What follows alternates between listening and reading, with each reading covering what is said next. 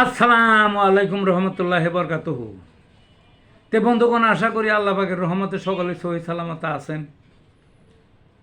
তো কবি Gazi Akkas Ali YouTube channel 017140885009 এর পক্ষ থেকে আপনাদের প্রতি রইল একান্ত আন্তরিক শুভেচ্ছা ভালোবাসা। তে বন্ধুগণ, এখন আপনাদের সামনে যে বয়ানটা রাখবার চেষ্টা করব, বয়ানটার নাম হলো রাষ্ট্রের সকল নাগরিককে সমানভাবে দেখা উচিত। কি বয়ানটার নাম? রাষ্ট্রের সকল নাগরিককে সমানভাবে দেখা উচিত। এটা আমি বলতেছি সরকারকে। আমাদের দেশে অনেক মানুষ, ছোট্ট দেশে, বুঝলেন না, 18 কোটির মতো মানুষ। এই টোটাল যদি হিসাব করেন, এত মানুষের মধ্যে সরকারি চাকরি করে কয় পার্সেন্ট লোকে? দেখবেন 1%ও হবে না, 1%ও হবে না সরকারি চাকরিতে।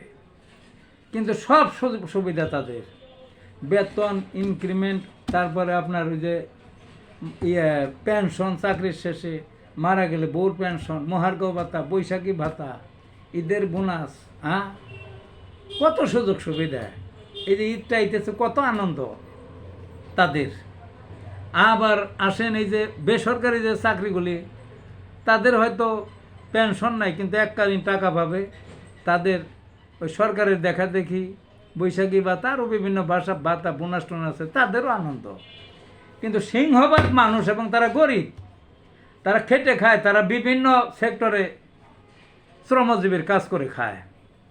তাদের কোনো বেতনও নাই, কোনো বোনাসও নাই, কাজ করে খায়, যখন যেটা পায় যার যার অনুযায়ী। আছে না বিভিন্ন পেশা আছে না, সেগুলোর কথা বলতে। এবং তারা দেশে সিংহভাগ, মানে তারা খাইটা খায়, তাদের না আছে ওই মাস শেষে বেতন, তারা তো খাইটা খায়, রোজগারি ডেইলি যা পায় তাই।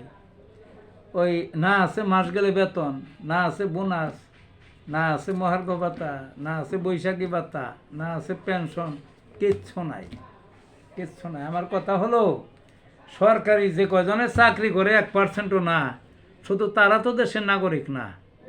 সরকার শুধু তাদেরই পেনশন দিবে, তাদেরই দেখবে, তাদেরই সুযোগ সুবিধা দিবে, বাকি এরা যাবে কই?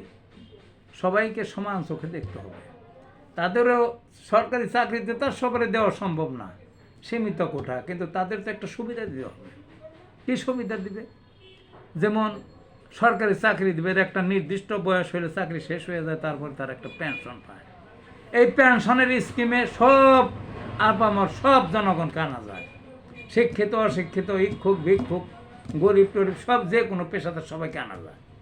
অনেকদিন কথা শুনছিও যে পেনশনের আওতা আনবো। ওই যে স্বৈরাচারী পতীত শেখ হাসিনা বলতো, আসলে কিছুই না, ভাতবাজি।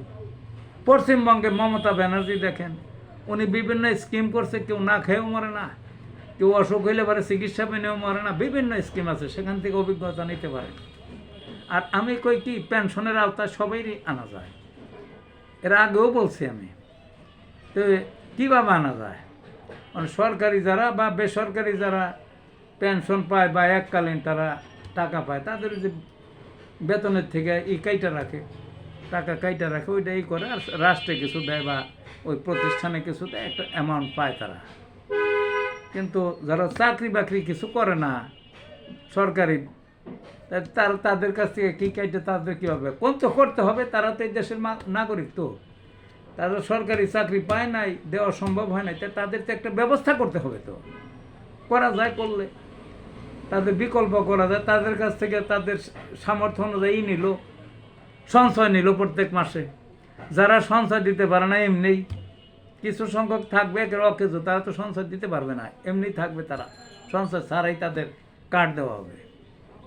ওই তাদের একটা নির্দিষ্ট সময় চলে গেলে, যখন কোনো কাজের যোগ্যতা হারিয়ে ভালাবে 60 বছর 70 বছরের পরে, তখন পেনশন দেওয়া যায়।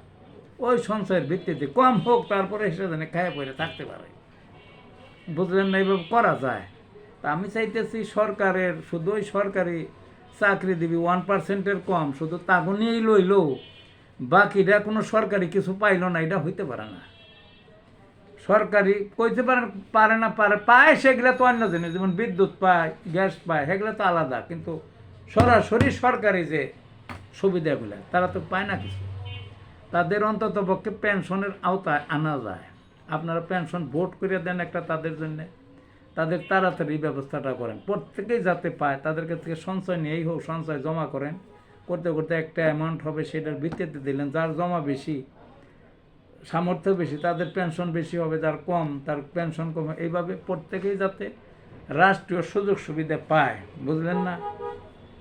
তা আমরা চাইতেছি শুধু সরকারি চাকরিজীবীরা সীমিত না, সীমিতভাবে শুধু তাদেরই রাষ্ট্রের সুবিধা সীমিত না রেখে তাদের মধ্যে সকল মানুষই জানি পেনশনের সুবিধা সহ অন্যান্য সুযোগ সুবিধা পায়, সেই অনুরোধ রইল। তো ভালো থাকুন বন্ধুগণ।